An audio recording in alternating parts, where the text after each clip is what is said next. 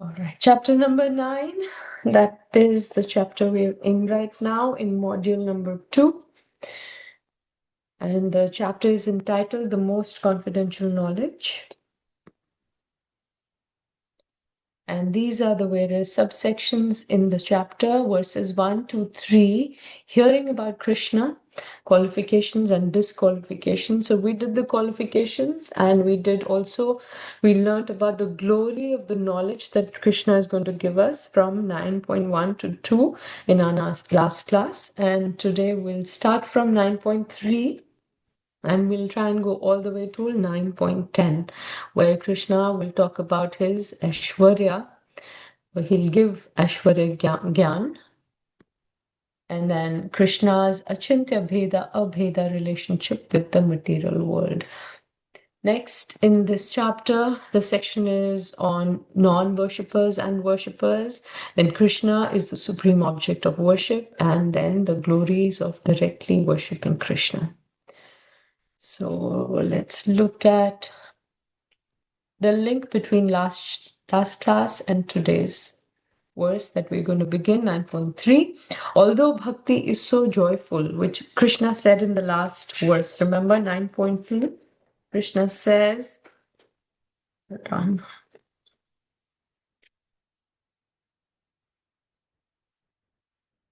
Susukham kartum avyayam. Yeah, Susukham kartum avyayam. It is, bhakti is joyfully performed. So although bhakti is so joyful, the faithless and envious people do not perform bhakti and are thus deprived of the supreme goal of attaining Krishna.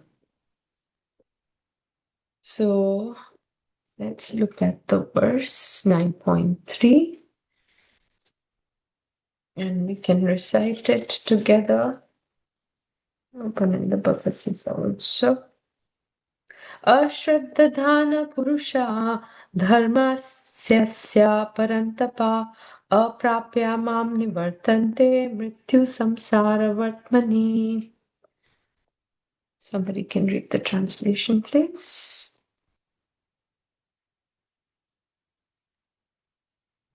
Those who are not faithful in this devotional service cannot attain me, O conqueror of enemies. Therefore, they return to the path of birth and death in this material world.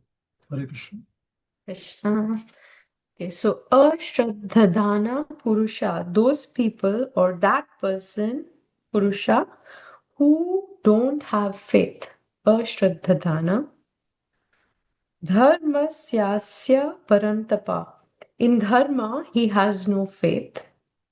And Parantapa, Krishna is calling Arjuna with this name, which means killer of enemies. Aprapya mam nivartante. Such a person will not attain me. Aprapya mam. He will not attain me. Nivartante, which means he will come back. Where? Mrityu samsara vartmani. He will come back. Vartmani means path. So, and Mrityu samsara is he'll continue in this cycle of birth and death. So now he's talking about people who do not have faith, and Prabhupada talks a lot about faith in this verse, in the purport, how to attain it, and what happens to people who don't have faith. So Shraddha is faithless. Krishna talks about two aspects of what happens to people who don't have faith. Aprapyamam, they do not attain me, and Nivartante, they come back in this material world.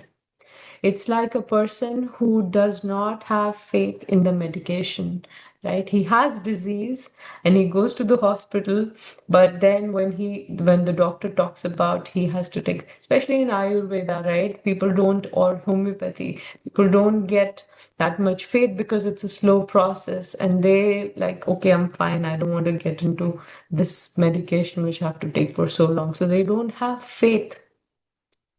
When they don't have faith in the medication, then they will not get rid of the disease that they have. And sincere practice of Krishna consciousness leads to purification, pacification, and satisfaction. We know we have this disease and we want to take the medication of Bhakti Yoga. And when we engage in devotional service, then these things happen. There's purification that happens, pacification that happens, and satisfaction that comes. What is that faith? Prabhupada talks about this verse from Chaitanya Charitamrita. Shraddha Shabde Vishwase Kohe Suhridaya Nishchay Krishna Bhakti Kaila Sarva Karma Krit Hoy. Shraddha is, if somebody can read the translation on the screen. Shraddha is confident, firm faith that by rendering transcendental loving service to Krishna, one automatically performs all subsidiary activities. Such faith is favorable to the discharge of devotional service. Hare Krishna. Hare Krishna. Let's look at the purport for a minute. Prabhupada also talks about the three adhikaris, Kanishta Adhikari, Madhyama, and Uttama. So let's read that purport.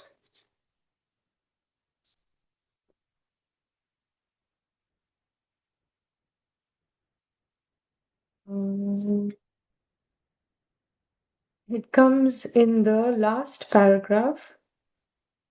It is only by faith that one can advance in Krishna consciousness. As far as development of the faith is concerned, one who is well versed in the literatures of devotional service and has attained the stage of firm faith is called a first class person in Krishna consciousness. That's the Uttama Adhikari. And in the second class are those who are not very advanced in understanding the devotional scriptures, but who automatically have firm faith that Krishna Bhakti or service to Krishna is the best course, and so in good faith have taken it up. Thus they are superior to the third class, but who have neither perfect knowledge of the scriptures nor good faith but by association and simplicity are trying to follow. The third class person in Krishna consciousness may fall down, but when one is in the second class, he does not fall down. And for the first class person in Krishna consciousness, there is no chance of falling down.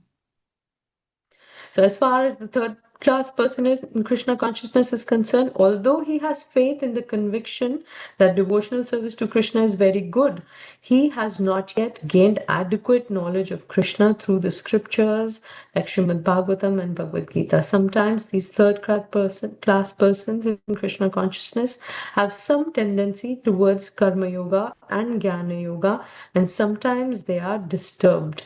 But as soon as the infection of Karma Yoga or Jnana Yoga are vanquished, they become second class or first class persons in Krishna consciousness.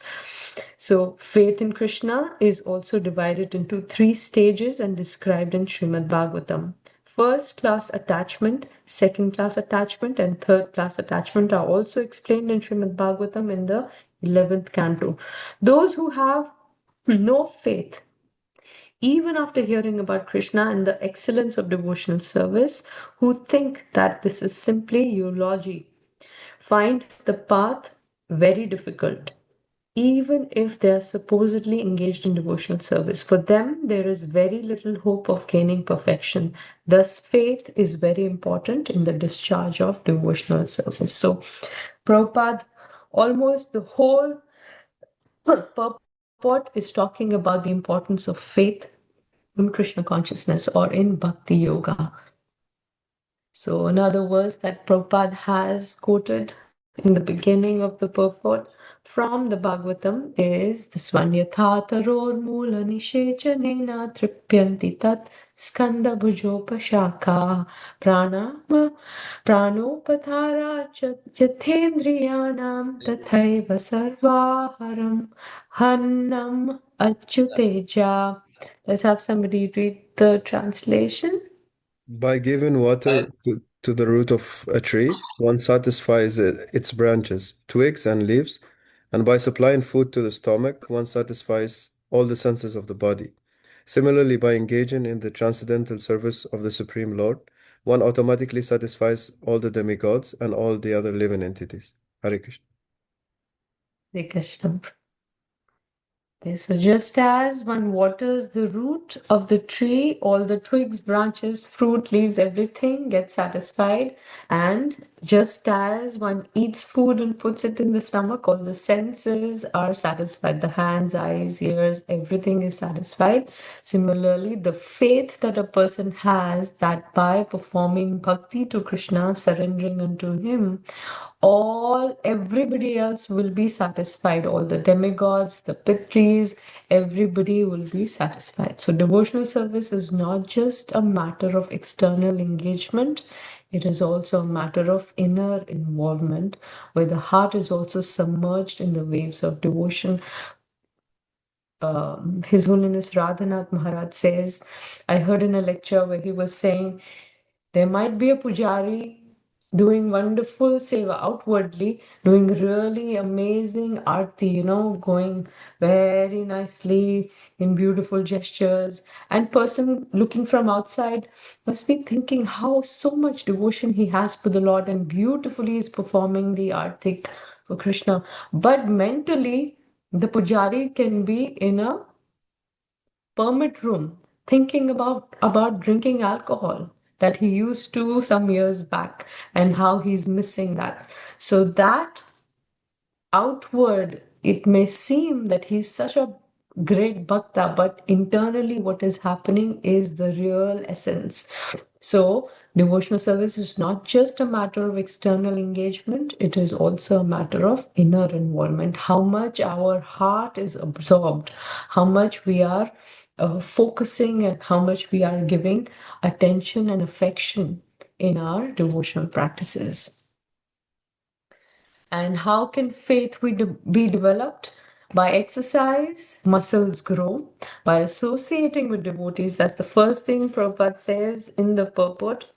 Faith is created by association with devotees, and in that association, trying to find out which is the service that I do with which I feel satisfaction and purification in the heart. And that's how the faith grows. So maybe it is cooking and serving the deities and serving the devotees, the prasadam, or by reading the scriptures, or by distributing the scriptures, or by performing arti. There's so many, cleaning the temple, there's so many things. And this is the service which, when I do it, I feel most intimately connected with Krishna. And that's how faith grows. Let's have somebody read this. Is the link to the next verse. Krishna next speaks about his inconceivable relationship with the material world, his remarkable powers, Aishwarya Jnana, by which he sustains the material world. Knowing this stimulates devotion to him. Hare Krishna. Hare Krishna. All right, so this is a new section that's beginning 4th verse to the 10th. Aishwarya Gyan, Krishna's achintya Beda, abeda relationship with the material world. Krishna pervades, creates, and annihilates the entire cosmos through his material energy. Although Krishna is the supreme director, the material world nevertheless moves independently, and Krishna thus remains neutral and detached. So let's look at the verse. 9.4 Maya tatam idam sarvam jagat avyaktamurtina matsthani sarvabhutani na chaham teshvas avastitaha. Let's have somebody read the translation. By me, in my unmanifested form, this entire universe is pervaded. All beings are in me, but I'm not in them. Okay, so let's look at the verse. Maya tatam idam sarvam, Krishna says, this whole world, idam sarvam, this whole world, maya tatam, it is, tatam means pervaded, and maya is me. This whole world is pervaded by me. Jagat avyakta murtina. Let's come. Okay, hold on. We'll come to the details later. Let's keep going.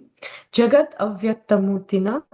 In my unmanifested form, avyakta murtina, in my unmanifested form, matsthani sarvabhutani, that all the living entities are situated in me. Matsthani, Sarvabhutani. All the living entities, they are situated in me. Na chaham teshva asis avastita.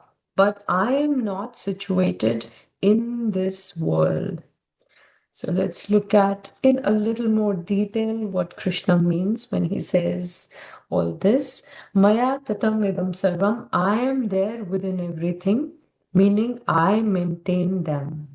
Jagat avyakta murtina, in this entire universe, in my unmanifest form, which is the Brahman form or the unmanifest, all pervading. In that form, I am there within everything.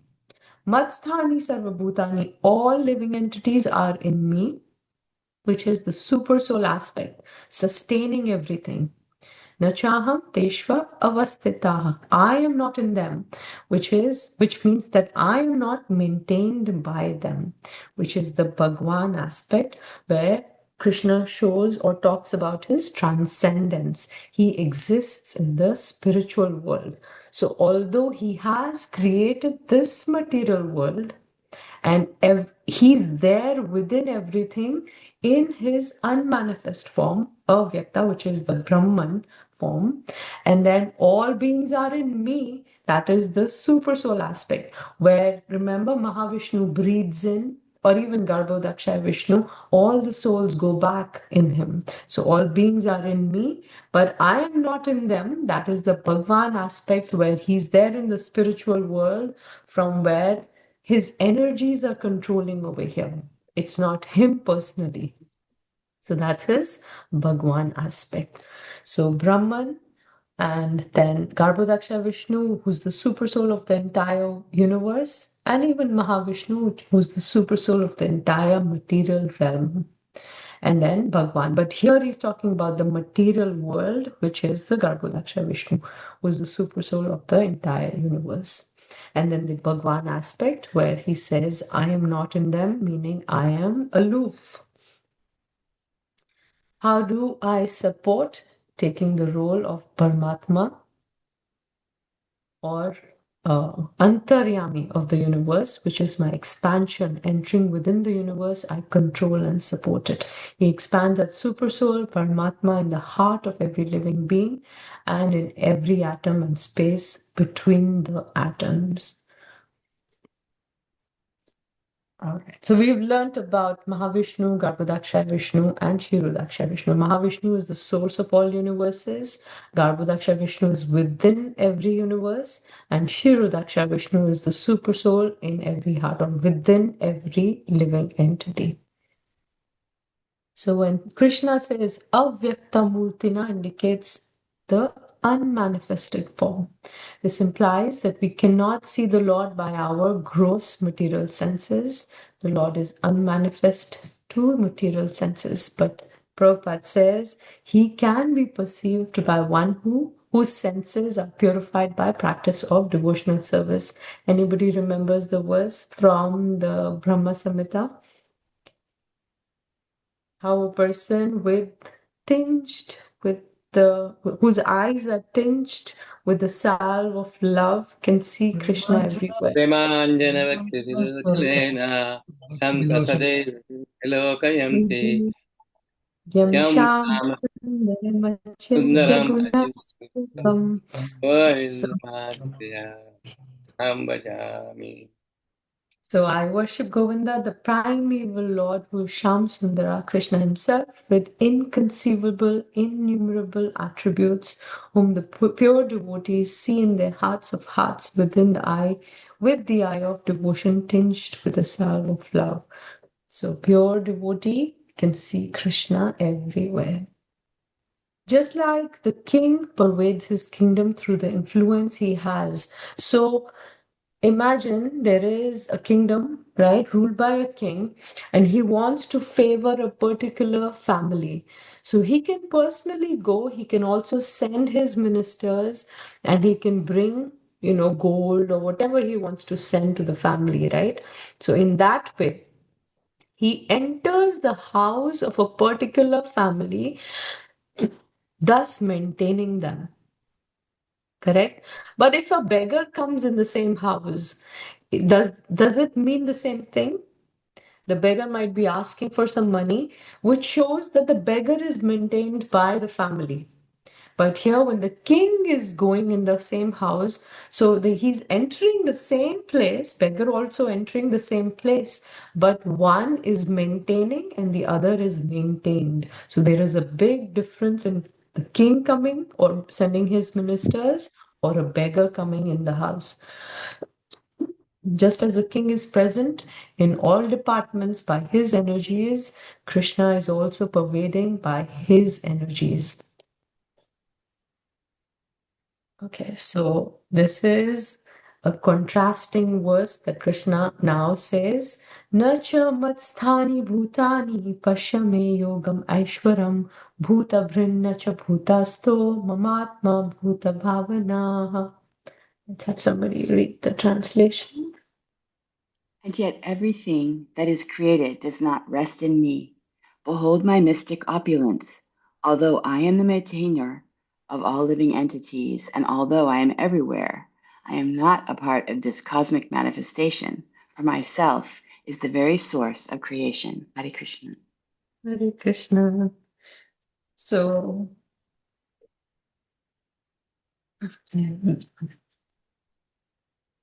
let's look at each line. Nacha matsthani bhutani. They are not situated in me. Nacha matsthani. Recording in progress. Kindly mute yourself if you're not muted.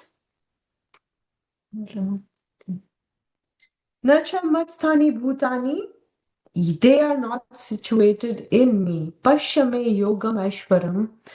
Just see my yoga Aishwarya, Krishna says, the inconceivable mystic power that I have. So just before this verse, Krishna says, they are in me. And now he's saying they are not in me, right? We have understood what Krishna means, but if we're listening to somebody, for example, somebody says, okay, I went to his house yesterday, and then he says, I didn't go to his house. We're like, what are you saying? Did you go or did you not go? So is there a mistake in what Krishna is saying? No, Krishna can never make a mistake. Let's understand more in detail what Krishna is trying to tell us. So previously he said, I am in them. Now he's saying, they are not in me. They're not situated in me. Pashyame yogam aishwaram, just see my mystic opulence. Bhuta brin, nacha bhuta sto. I am the maintainer of all living entities, but I am not situated in the cosmic manifestation. Mamatma bhuta bhavana. Actually, I am not in them, or I'm not situated in that cosmic manifestation. Actually, Mamatma Bhuta Bhavana, I am the creator, or I'm the source of all manifestation. So let's look at each line and understand it. Nacha matsthani bhutani, they are not situated in me. Yet everything that is created does not rest in me. So I have created, but they don't rest in me. Pashyame yogameshwaram, just see my inconceivable mystic power. Bhuta bhrin nacha bhutasto, I am the maintainer of all living beings, but I'm not situated in the cosmic manifestation. Mahatma Bhuta Bhavana, actually, I'm the source of all manifestation. So this can be called as Arthapatti in Sanskrit. Some of you might have heard this word. Arthapatti means postulation or presumption used in Indian philosophy as means of gaining knowledge by inferring an unperceived fact to explain a known one. It is form of reasoning that fills gaps in knowledge where direct evidence is lacking, similar to circumstantial implication in contemporary logic. Just for example, simple example we'll see. A person is very fat despite not eating throughout the day. This person is not eating two fats, right? We can see the person is very fat. And the other fact is he does not eat throughout the day. And it's very conflicting. If a person is not eating the whole day, how is he so fat? So there has to be a third sentence which has to come in to understand why is he or how is he fat. It is, must be eating all night. He's eating at night. That's why he's fat. So if we just have these two sentences, it's very hard to understand. But by including a third sentence, which makes us understand why the fact is there as it is shown that he's eating. So with a single fragment of mine, I pervade and support this entire universe. Sorry. So as Mahavishnu, he is the super soul of this entire universe. Still, Krishna resides in Goloka, his own abode, far beyond all material worlds, and enjoys pastimes with his devotees. So it's like when Krishna says, I am in them, right? How is Krishna here when he's there in Golok Vrindavan and he's enjoying his pastimes with his, gopas and gopis and parents? How is it that he's here also and there also? Because the third sentence is, just like a king pervades his entire kingdom through his energies or his ministers, similarly, Krishna through, and this example Prabhupada only has given in the purport. Similarly, Krishna through his energies is pervading and sustaining this entire material world. So this is his pastimes in the material, in Golok Vrindavan. He's showing in his mouth the entire universe. Also, when Krishna comes here in the material world, performs his pastimes, this is one of those. The chanting of Krishna's holy name is like the sun rising in one's darkened heart. So when we chant with focus, with attention, with love and affection, then we can see these pastimes within our heart. We understand Krishna is not far away. He's right there within my heart. So Bhutabrin, I maintain everything. Na Bhutastha, I am not a part of this creation. And Bhuta Bhavana, I am the source of creation. Beautiful verse. Prabhupada also talks about Atlas, right? Atlas is where you see this man holding the whole material world, right? This earth on his back, and he's burdened by it, right? But when Krishna says, I maintain this whole entire universe, it's not that Krishna is burdened by it. Nacha Matsthani Bhutani. Krishna does not have to struggle to get things done. This is also one of the verses from Brahma Samhita. Srishti Sthiti Pralaya Sadhana Shakti Reka Chaye Vayasya Bhuvanani Vibharti Durga Ichchanurupam Api Yasya Chatesha Govindamadi Purusha Tamaham Bhajami. Let's have somebody unmute and read the translation. The external potency, Maya, who is of the nature of the shadow of the Chit potency, is worshipped by all people as Durga, the creating, preserving, and destroying agency of this mundane world.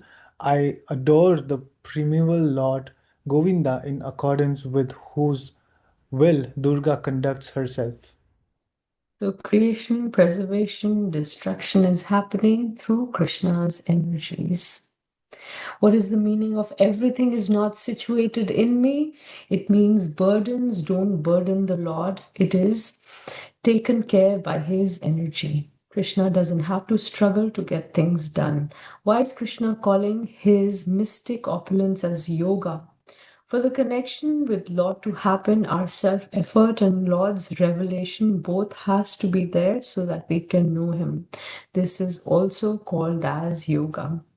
So remember the two fingers in the Damodar Leela. One finger is our effort. The other one is Krishna's mercy. So both have to be there. The glory of the Lord increases the appreciation of the Lord by the devotee. Example is the cobbler believed Narada's statement of Vishnu putting elephant via a needle. He says that, this is in the purport, he says that although everything is resting on him, still he is aloof. The planetary systems are floating in space, and the space is the energy of the Supreme Lord. But he is different from space. He is differently situated. And now Krishna will give an example to illustrate what he has just said, how everything rests upon him and is dependent on him. So let's recite the verse 9.6. Yathakasha sthito nityam vayu sarvatra go mahan tatha sarvani bhutani matsthani iti padharya. Somebody read the translation, Understand please. that as the mighty wind blowing everywhere rests always in the sky, but created beings rest in me. All created beings rest in me. Okay, so just as the mighty wind is blowing everywhere, it seems that the wind has all control, right? But still, it is contained within the sky. It cannot go beyond the limit of the sky, right? Similarly, all created beings rest in me. Krishna gives an analogy for Yogam Ashwaram, analogy of sky and the wind. Sky is the biggest manifestation to conceive. In that sky, wind is biggest to conceive. And wind is great and influences all movements, but wind is never beyond the sky. It is always subordinate to the sky. So example, why is sky is like the Lord and wind is like the cosmic manifestation. Lord is aloof and unaffected, just like the sky is aloof and not affected by the movements of the wind. Beautiful example, right? Other examples of the Lord's supreme will as the ultimate control over wonderful material manifestation is like the sun and the moon and other planets moving under the supreme order of the Lord. Right, so everything subordinate to Lord's will. We just did this. Let's keep going. And this is Ishvara Parama Krishna Sachidananda Vigrahanadiradir Govinda Sarvakarana Karanam. He is the origin of all. He has no other origin. He is the prime cause of all causes. And another example is given, just like any animal has this rope, right, with which it's tied to a pole. So it might have some freedom. It can go a little bit left, go a little bit right, forward and backward, but only within that space or within that limit till the rope allows the animal, not beyond it. And similarly, we think we have freedom. We can go all the way to India, take a flight all the way to India, come back whenever we want to. We can, go to Canada, come back, or we can even, you see movies like the superhero movies, like, right? So maybe someday we'll get some wings and we can fly also, just like birds fly. So all those limits, we might be able to do all those, but there is always a limit to how much is given to us. So sky is the limit for us. We think we can do anything, but within a space, we cannot go beyond. We see Balakrishna Prabhu, you want to give Yes, some reflection? Yes. Is it the free will? Is it the free will? This free will gifted by the Lord? Yes, so there is free will, but there is a supreme will also within which we have to act. We cannot go beyond our Yes. limits. He wants us to surrender in that free will. Within that free will, yes. All the wonderful cosmic manifestations are existing by the supreme will of God, and all of them are subordinate to that supreme will. That's what Prabhupada says in the purport.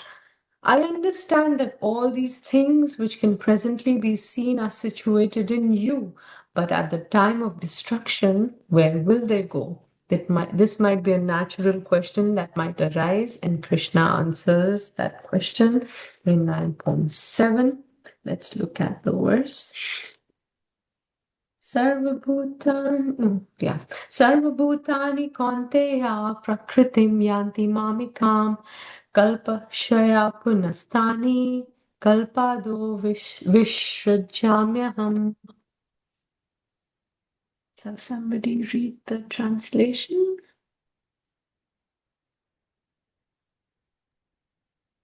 O son of Kunti, end of the millennium, all material manifestations enter into my nature, and at the beginning of another millennium, by my potency, I create them again.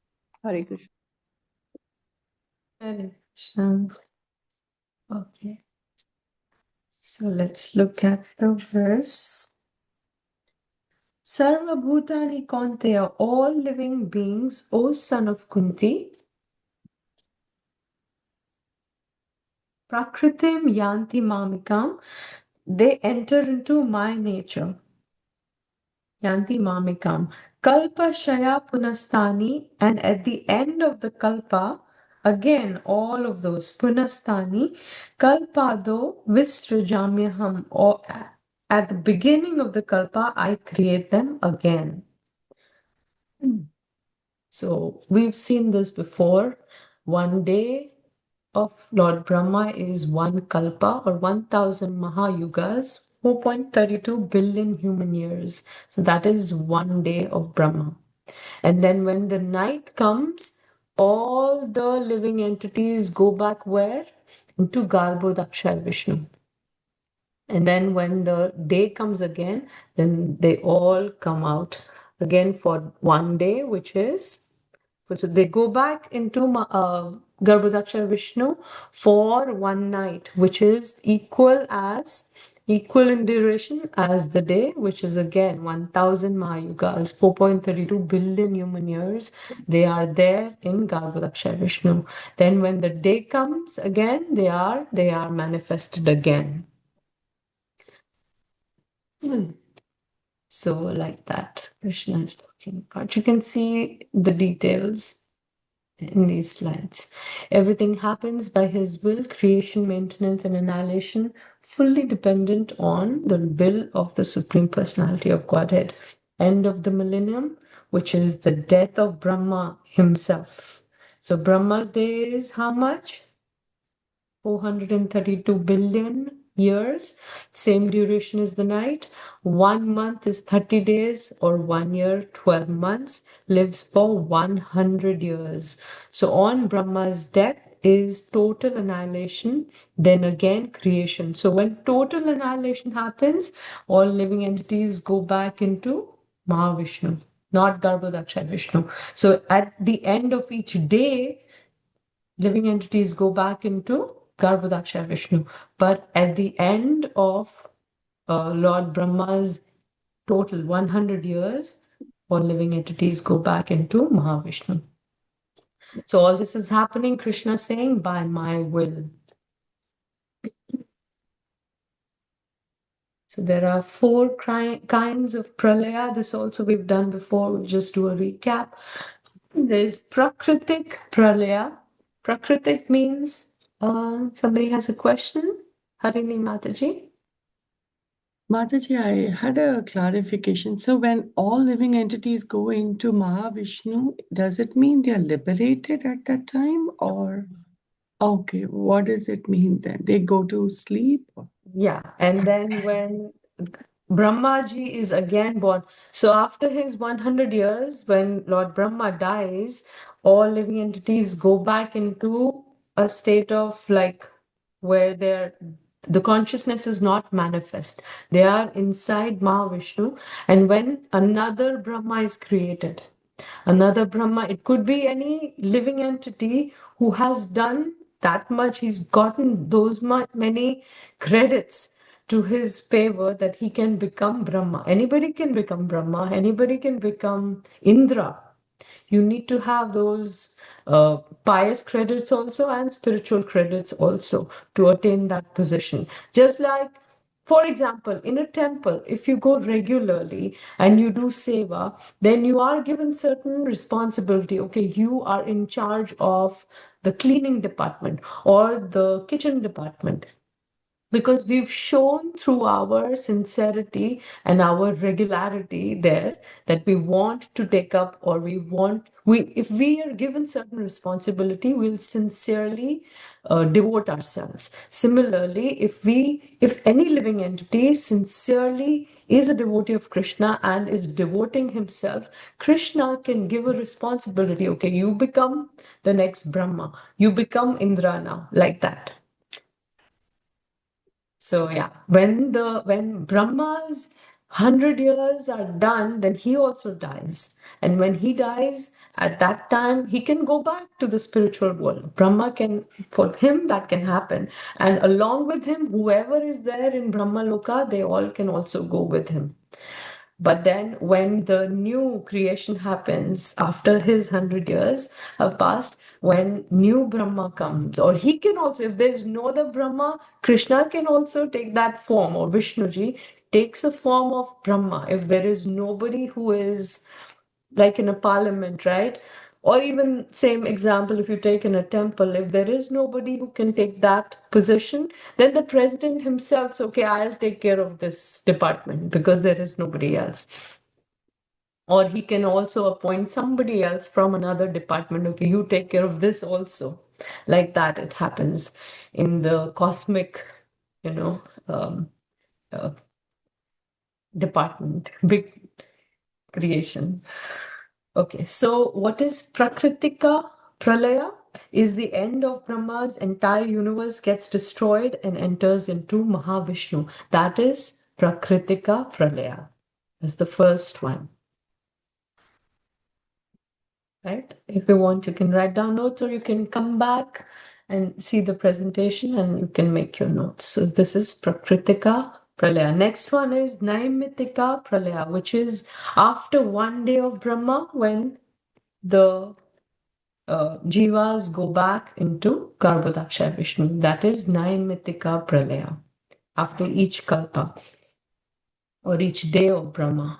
Then is Nitya Pralaya, at each moment, right? There is Pralaya, there's destruction happening at each moment. Even right now, while I'm speaking, you're hearing there are some cells in the body which are dying, right? That is Naimitika Pralaya. Oh, sorry, Nitya Pralaya. And then there is the Atyantika Pralaya, when the ego also. So if you go back to this one, after 100 years, which are those living entities who go back into Mahavishnu? Or even in this Pralaya, which is Naimitika Pralaya, which are the living entities that go back into Garbhodaksha Vishnu? Those who have not purified their three elements of the subtle body. Who remembers the elements of subtle body? Mind, intelligence, false Mind, ego. intelligence, and false ego. False ego. So within a lifetime, if a person has, taken up sincerely into devotional practice and has purified these three elements, right? Mainly his ego. When the ego gets purified, then the person does not take birth again, goes back to a universe where Krishna is performing his pastimes at present, and then after that goes back to Golok Vrindavan. So only those who still have false ego and their mind and intelligence is not yet purified go back into Garbhodaksha Vishnu or Mahavishnu at the time of end of Brahma's one day, or at the end of Brahma's 100 years. But those who have purified themselves, they attain Atyantika Pralaya, after which when the ego is also destroyed. Atyantika Pralaya actually means when the ego is destroyed and people go back. We understand I'm the servant of the servant, and we start practicing and purify ourselves so much so that the soul is transferred into a spiritual the spiritual abode. Not a blade of grass moves without the will of the Supreme Personality of Godhead. Thus, everything is moving under His will. By His will, everything is being created, everything is being maintained, and everything is being annihilated. Still, He is aloof from everything, as the sky is always aloof from the activities of the wind. This is in the purport.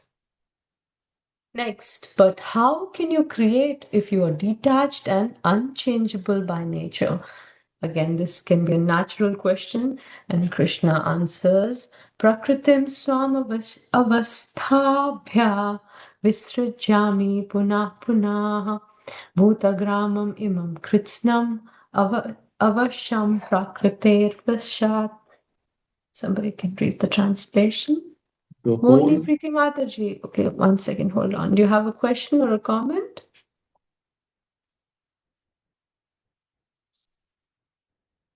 Hare Krishna. Mohini Preeti Mataji, you have your hand raised. Do you have a question?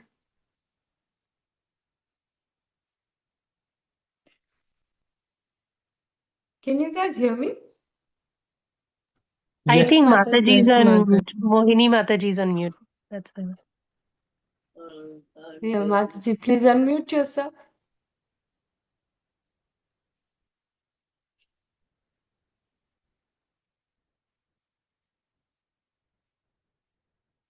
I cannot hear. Can anybody else hear? so No. Mataji is on Mataji, mute. you're on mute, Mataji. Hare Krishna.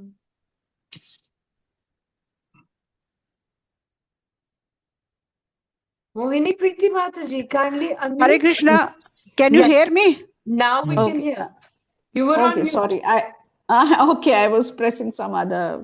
Okay, no problem. Mataji, my question is that now Krishna says that this is guhyatam. This knowledge is guhitam. Uh-huh. But how is this Bhagavad Gita openly presented, Mataji? Even scholars can translate it, and It is another Guhita. point. Okay, go ahead. Another point was that you have to be non-envious. Mataji, we still have some envy within us. I mean, we are hearing from you. You are so giving it so nicely, presenting it so nicely. I'm talking about myself. That I think little envy is still there, and how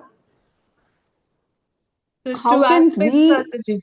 So two Yeah, two aspects. One is, how is this still a secret if it is open and anybody can read and even translate and give their, commentary on it? It is because even if it is example that we took in some classes in the past, that there is a noise coming from your engine, right? So much noise that you have to stop your car, open up the engine, and you're looking inside. You can see your engine, and you might also see where it is making the sound from, but exactly which part is making a sound and what to do about it, you cannot understand. So you have to call AAA or some, mechanic to come and fix it who can actually see. So although we can also see, and even a doctor, right? You have pain in your elbow and it's swollen also, you don't understand what's happening, go to the doctor and he does an x-ray and he shows you. So if you see the x-ray, you might not understand. If it's a small hairline fracture, you might not be able to say, but the doctor can see because he's qualified to see. So example is Premanjana Churita Bhakti Vilochanena. Prabhupada says, only with the salve of love, only in the guidance of devotees, in the guidance of Prabhupada, if we understand the Bhagavad Gita, then only its essence can be known to the heart. Just by opening the book and reading, one cannot understand the essence. So it has to be guided by a devotee like Prabhupada and Acharyas. We are guided by them, then only we can understand what actually Krishna means. That is one. When he says it's Guhyatama, it is very, very secretive. This is what he means, that not everybody can understand. although it's an open book, although engine is open, although X-ray is right there, not everybody can see and understand. So that's one aspect. The other one was we still have envy, Mataji. We all, Prabhupada used to say, we are all mangoes on the same fruit. Some are ripe and some are still ripening. But we're all, because we're following, we're chanting, and we are in the process.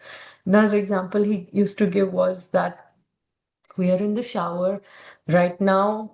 Our body parts are not completely clean. There might be some dust and some dirt here and there, but because we're in the shower, there will be a time when we will be cleansed. So we have these anarthas. All of us are working, towards purifying ourselves, getting rid of these 6 anarthas. They could be in, various degrees present in all of us, but we're working towards getting purified. So every moment, the choices that we make, we can, for example, this class, we are coming and we're learning, listening, trying to understand. This is purification. One day we might, Saturday morning or Saturday night in India, oh, today I'm really tired. We can have, 4 classes off in a module. Let me just take rest today.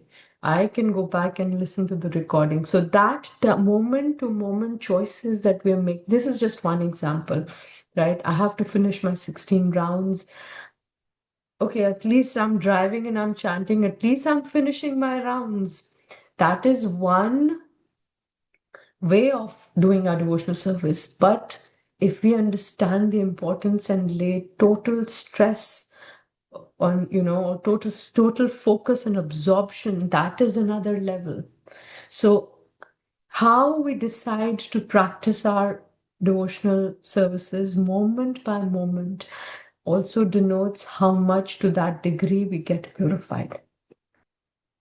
I hope I answered your questions, Mataji. I tried to. Yes, actually, I thought I will ask the question at the end of the class, but each verse was getting much deeper and deeper. I thought, let me stop because I was thinking that I should not be reading this. I should not be hearing this because there are anathas within me. I can't say I'm a pure devotee. So should I be continuing or not?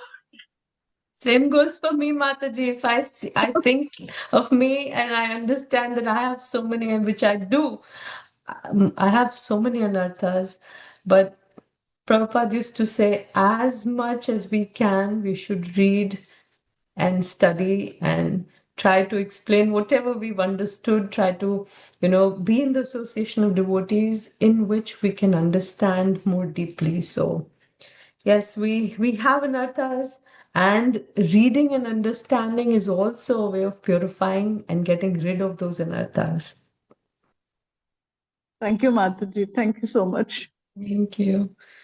Okay, so here we have slides which have a lot of notes. You can go back and read these notes later on, but we'll go through so that we can finish our the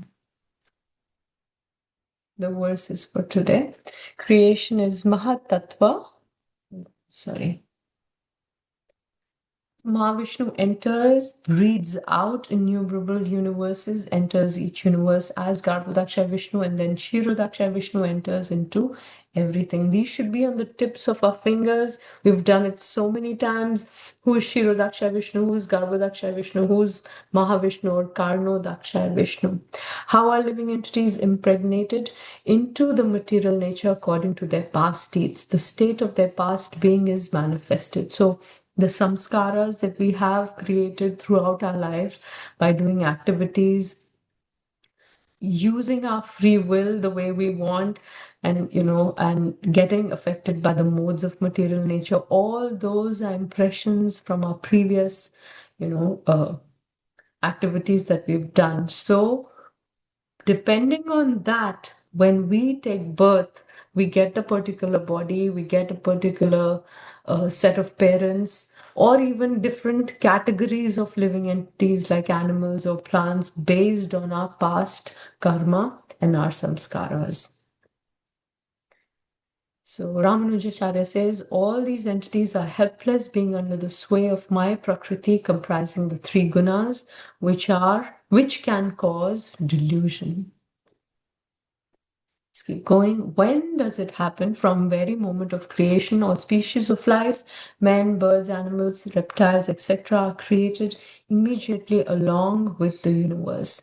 Avasam, which is living entities, have nothing to do with this process, not that evolution happens. So is the Lord affected? No. After creating different species of life, he has no connection with them.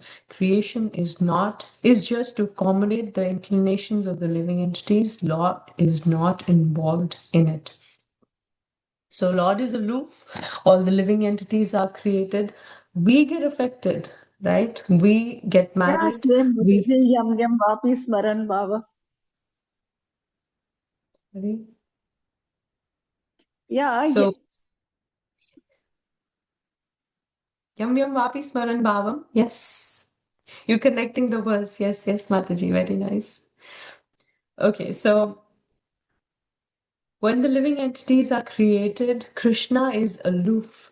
But for us, when we get married, when we create children, we are raising them, how much we are attached, right? They don't listen to us, how much we are affected. I'm your parent. You're not listening to me. We get so attached and we get so affected. If Krishna thinks like this, right? He's the one who's created all living entities, and most of us are not listening to him. Krishna, if he gets attached, he can come to each one of us. What did I tell you? What you have to do, right? So like that. But Krishna is not, he's aloof and he's detached. That's why one of his opulences is he's the most renounced, right? He's created, yet he's not attached. We have some control, right? But we don't have total control. Just like in a restaurant, if we go, we're given a menu. These are the choices you can make, and we choose, okay, I want masala dosa today. So we've given our choice and that is what we get. But there are other things which we don't have control on. Maybe the chair, we don't like it, but we have to sit on it. That's the kind of chair that has been given to us, or the lighting we don't like, but we have to go by it. Or the person sitting next to our table, we don't like him, the way he's eating, the way he's chewing, I'm not liking it. But what can I do? I have to sit there. So there are certain things living entities have control on within their space, but there are so many things the living entities don't have control on. Also, which includes the kind of body that we get, the kind of, in which nation we are born, or even the thoughts that we're getting, the anathas we've been, born with. It is all dependent on our past and the samskaras. Somebody can read this. This is from the purport of 9.8. At the creation, the material energy is let loose as Mahat Tattva, into which the Lord, as his first Purusha incarnation, Mahavishnu, enters. He lies within the causal ocean and breathes out innumerable universes, and into each universe the Lord again enters as Garbhodakshai Vishnu. Each universe is in that way created. Hare Krishna. Hare Krishna. You do so much activity, but still, how is it that you're not bound like the jivas are bound? So let's see what Krishna says in 9.9. Nacha mam tani karmani nibadnanti dhananjaya udasina vadasa asinam asaktam teshu karmasu. Somebody read. O Dhananjay, all the world cannot bind me. I am ever detached, seated as though neutral. Hare Krishna. Hare Krishna. Okay, so let's look at each verse, each line. Nurture mam tani karmani. All this action that is being done, never, he says, nurture mam. So never Also, cha is also in me. Tani karmani, all this action that is being done, nibatnanti dhananjaya, it does not bind me, O conqueror of the riches. Udasinavad asinam, because I'm neutral, I am situated as if I am neutral. Asaktam teshu karmasu, I am not attached within these activities. I am not attached. So there is a difference between asakta, which is attached, and asakta, which is detached. Two different words. Asakta is being attached, and asakta is detached. So asaktam, which is I'm detached, I am neutral, Krishna says. So these notes you can read later. Let's look at what Prabhupada says. Is Krishna unengaged? In the spiritual world, Krishna is always engaged. He's always involved in his eternal, blissful spiritual activities, but he has nothing to do with the material activities. Material world is carried on by his different potencies. Is Krishna involved? Krishna is always neutral, although in full control of everything, every minute detail of the activities of the material world. Example, in the High Court judge, for the High Court judge, even though by his order someone is either hanged or put in jail or awarded with wealth, but he is neutral, having nothing to do with the gain and the loss. So, although the judge is passing his judgment, he's not affected by that judgment. Very beautiful example that is given for the king who, decides which citizen will go in prison or who will not go in prison. He is aloof. Everything is based on the person utilizing his free will in favor of, the scriptures or against the scriptures. Let's keep going. Hare Krishna. Yes, Hare Krishna. I mean, you said Krishna says that he is neutral as a eternal father. But in a family, when we have children, like you said, they are not hearing, should we remain neutral because we have brought them and we have to take direct responsibility of the children in whatever field it is, whether it is studies, their marriage, or their behavior, everything. If they're not doing, should we become silent in that way? Well, to remain neutral. Yeah, it's a very good question.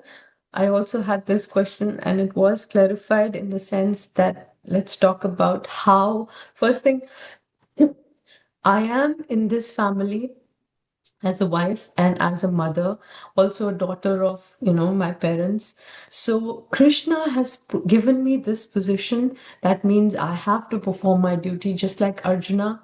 He could have said that, all right, you're giving me. Krishna is right now talking to Arjuna, right? I am aloof. Although I've created, I am aloof. And Arjuna might have said, okay, like your nature, if I understand your nature and I also want to follow in your footsteps, then I should also be aloof. I should just give up. I should be neutral. Whether they want to fight and get kingdom or not, it's up to them, right? But because we have been placed in a certain situation, in a certain family, we have duties to perform. But internally, we have to be detached. Internally, we have to understand Krishna began the Bhagavad Gita by saying, you're not the body. If I'm not the body, then I'm not a parent or a child or whatever. I am a soul, servant of Krishna. That is my param dharma. That is my supreme obligation to be the servant of Krishna and serve him. But because Krishna only has placed me in this position where I have a role, I have a duty in this material world, I have to play it sincerely. I have to do it in the most perfect manner that I can do it in. Not that, being aloof and being detached, I take it easy, right? He also says, Karmanyavadikaraste 2.47. You have the right to perform your duty, but don't think that you are the cause of the result.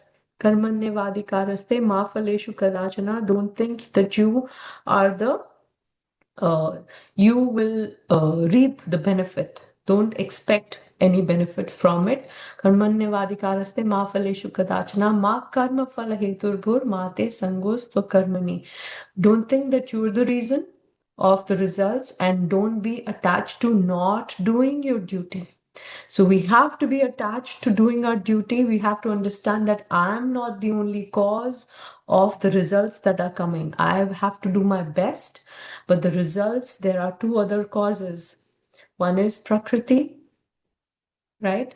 And one is Krishna, supreme cause of whatever is happening. So I do my best, be detached. I have children, I have to raise them, I have to give them the perfect guidance. But there is a stage where we have to get detached. As our children grow up, they become also adults, they have their own free will also. In fact, I directly asked my Guru Maharaj this question, that if we say something and the children don't listen, first thing Maharaj asked was, how old are they? And when I told him, he said that you have given the foundation to them, you have given the environment to them. They also have minute free will, and the way they are utilizing their free will is totally up to them. So be detached in that way, but have complete faith in Krishna for the kind of, sincere foundation that we have given them. Krishna will take care. So like that, he gives solace. Yes, Manoj. I hope I answered your question, Mataji. Yes, Mataji, thank you. But since I had heard Balram Shakti Prabhu saying that suppose somebody is sick or he's going through some bad patches of life, and then other fellow or other devotees, or by himself, then he goes back to demigods or to the astrologer and to do the remedial thing for him or her. But he said, if it happens by once, it's okay. That's prayas you should do. And if it doesn't happen, then you should understand that it is Krishna's will. Does this the same thing happen? Suppose I have a growing up child in the teens, and I say something, they don't listen, and repeatedly I do the same thing. It becomes an irritant factor between the two people. I don't have children are grown up, but I'm just asking. But then it becomes an irritant factor between the child and the mother. So in that case, should we so it's Krishna's will, or should we repeatedly do the prayas? Like Balram Shakti says, you should do only once this astrologer, not keep changing the astrologers. Well, going to astrologer is also okay. It's a person to person. It's our choice again. To the degree we have faith in Krishna, Krishna said, we all know not even a blade of grass can move, right? If it's not Krishna's will. If anything is happening, it has to be Krishna's will, right? Any demigod or any stars, all are under Krishna's will only. So anything that is happening, we have to first understand it is Krishna's will only. And if going to Krishna, or going to any astrologer will help the situation, people go, even devotees go. But if we know that those are also following Krishna's will, why not go to Krishna only? Right? With any and each problem that we have, we can only and straight away go to Krishna, tell him our problem. I am doing your will, being a parent, being a mother, I'm trying my best to have my child come on a path where he can also or she can also follow devotional service. to the sincerest capacity. From my side, I'm trying my best. Krishna, help me. I think that would be the best course. I mean, if you're asking a question and asking for a suggestion, this is what I have heard and this is what I'm repeating. But there are devotees who get so frustrated and they want, because going to demigods will give us quick results. But if you think Krishna is taking so long, I want quick results, people do go to demigods also, ask for some benefits. They might get a result, they might not get. But we have to understand Krishna in the Bhagavad Gita also says whatever benedictions are given by the demigods ultimately are coming from Krishna only. The demigods also have to go to Krishna and ask him, okay, this person is asking for this, should I give or not? And it's Krishna's will whether to say yes or no. It's like a child wanting a chocolate, very crude example, child wanting a chocolate, going to his parent again and again, please can I have, please can I have. The parent knows it's not good already. He has 10 cavities in the mouth. I'm not going to give the chocolate, right? And the child is getting so frustrated. He really wants it. So he goes to his aunt. Auntie, please, can I have a chocolate? But Auntie says, I am also here in your house. All the chocolates are in the fridge, and the fridge is, your parents' fridge. Please, can you ask my mom to give you one chocolate so you can give it to me? So the aunt will only go to the parent, ask for the chocolate and give it, right? So it's a crude example, but we can understand how the demigods or the stars, Rahu, Ketu, Shani, all of them are working under Krishna's direction only. So if we're going to them, they are also going to Krishna only to give any benediction or boon that we are asking for. So better for us to directly approach Krishna with any or all of our problems. And also, Mataji, you never know who was your child in previous life. There are certain difficulties in that. They may be kind of equating the reaction of the past karma. Is it like that? Surely that is there. They're coming back in our family, they could be as our parents, or our child in the past life could be now our parent, or vice versa. Anything can happen in this. Krishna only says in Bhagavad Gita, the workings of karma are so complicated we cannot understand. So yeah.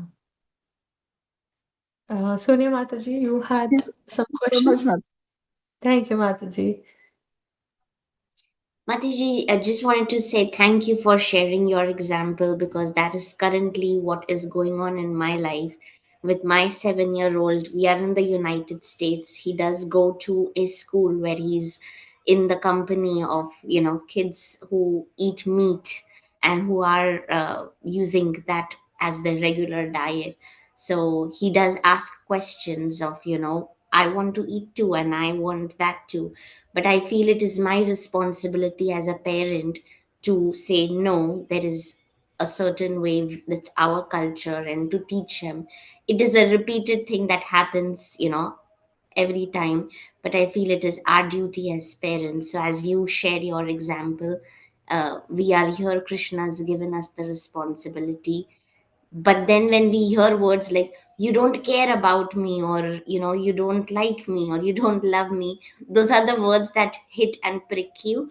But then that's the time when we have to keep our ego aside, and this is not for me, he's not attacking to me, but it's how it is. So thank you for sharing the example you shared. Yes, Mataji. I feel it's our responsibility to create the foundation, and when they grow up, when they have their own senses, when they understand the why behind it, then it's up to them to make the choice. So just For a want to 7-year-old, Mataji, he can understand right now, and you can tell him it's not just our culture, right? You can tell him, even show him videos of slaughterhouses. They are Yeah. there and Yes. on YouTube. And when Yes. he understands how much pain the animal is going through. This happened in my house also, long, many years back when my daughter was small. We had small birds, and she had this question because she was going to school and she was seeing her friends eating. Then I gave her a knife one day. I mean, I was there with her. She was very small, 3.5, I think, 3. And although she wasn't going to school that time, we had a preschool at home and kids were coming who were eating meat at their houses. So they had this question and she had this question, why we are not eating. So I gave her a knife one day and I said, you can kill snakes and Oreo were the names of the birds. You can kill them and bring them to me and I can cook. And she was shocked. She said, why will I kill? I said, that is what meat is. So when they understand the pain that goes behind, it's just coming in front of us in a plate, very beautifully decorated, and it's looks like very palatable, but what is going on behind, they don't know. So when we show them the real picture, the pain and the blood and the screams the animal is going through, they will themselves. So it's not more of our culture. If we put that in them because they're seeing other cultures around them and they will want to follow that culture, why not? Right. But we can show them the truth behind why, right? And also karma, which will come back to us. If we do bad, then bad is going to come back to us. So stories from the Bhagavatam. Also, the association is very important for the kids. If they only associate with the children outside devotional practice, then that is what they will, most of the day they're in school. Rest of the day, they're either doing homework or watching something, right? So for them also to associate with like-minded devotees is very, very important. So bring him to the temple more often. He can come and be a part of the Sunday school. So that is the kind of foundation we should try and give. Yes. Thank you, Mataji. Hare Krishna. Mataji. Mataji. Yes. No, yes. Mataji, in that regard, when you mentioned the involving children, I wanted to mention how successful and amazing this for the Gita marathon that we are doing. So in our temple, we have Hiten Prabhu, who actually you can contact him also, Sonia Mat. So he gives books where we have to just put in inserts in the Bhagavad Gitas. And my children really love it. We've been doing it for a few weeks now. So something like that keeps them engaged in also. And then we try to keep some like kirtan or something in the background. So even at home, even though it's a simple activity, it brings the family together and we're all involved in that. So that was something I wanted to suggest if you want to. Thank you. Thank you, Harini Mataji. Yeah, so devotional practice at home and involving them. Wonderful. Okay, let's keep going. The last verse for today. Maya dhakshena prakriti suyate sacharacharam hetunanena kaunteya jagat vipari vartate. Somebody read the translation. This material nature is working under my direction, O son of Kunti, and it is producing all moving and unmoving beings. By its role, this manifestation is created and annihilated again and again. Hare Krishna. Maya dhakshena prakriti. Prakriti works under my supervision. Adhakshena, so, and Maya. So that combined together, my supervision. What is happening? This Prakriti Suyate Sa Characharam.